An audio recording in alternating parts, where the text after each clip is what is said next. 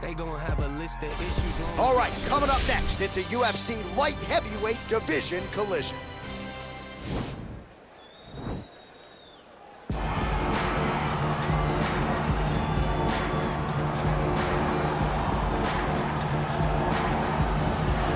Well, this young man is a really accomplished submission specialist, and sometimes fighters get offended when you call them a specialist, but most people know what he's trying to do in there, and to this point, no one's really been able to stop him. John, he will try to pull guard. He pulls guard anymore in the UFC at this point, but he understands that for him to be successful, the fight has to be in the grappling, in the jiu-jitsu. If he's able to extend these jiu-jitsu exchanges, he is the guy that is generally going to win. He understands position. He understands going from point A to point B. He always is the one controlling the underhook. Always has the frame.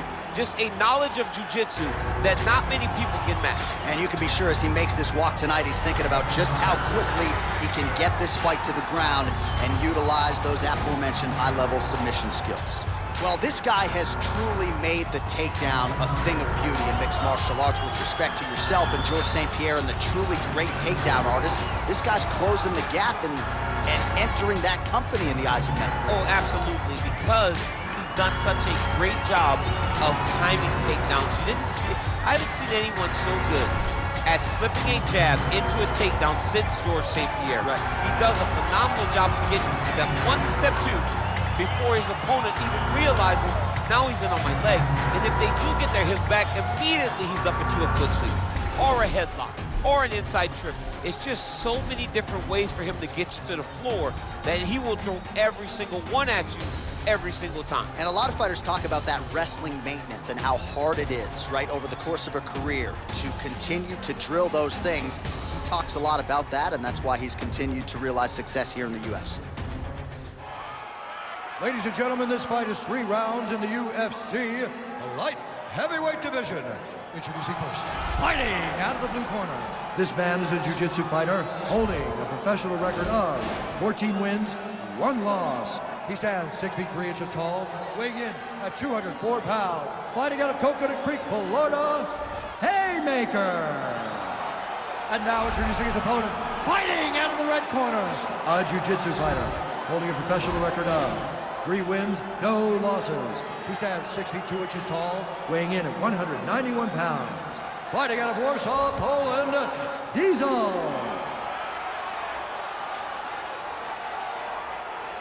And when the action begins, our referee in charge, Dan Mergliata. Dan Mergliata. You ready? You ready?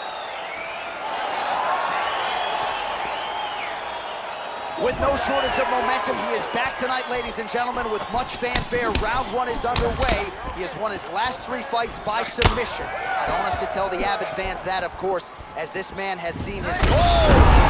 And just like that, the fight is over. He got it! Oh, my goodness, what a fight. Yeah, we're just getting going, and now the fight's over, but excellent striking technique to land that shot and ultimately finish the fight here in the first. You've heard us say it before, but sometimes when you catch a guy cold before he's had a chance to get going in the fight, it can have a bigger effect. It certainly did here tonight.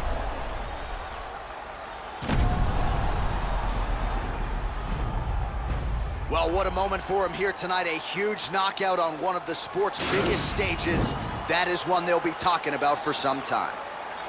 Ladies and gentlemen, referee Dan Mergliata has called a stop to this contest at 20 seconds of the very first round. Declaring the winner by nokaut, Diesel. All right, so there he is, the man of the hour. What a massive knockout for him to get this win in style tonight. He did everything he needed to do to find the knockout. Now he can celebrate with his family and friends as they earn this spectacular victory.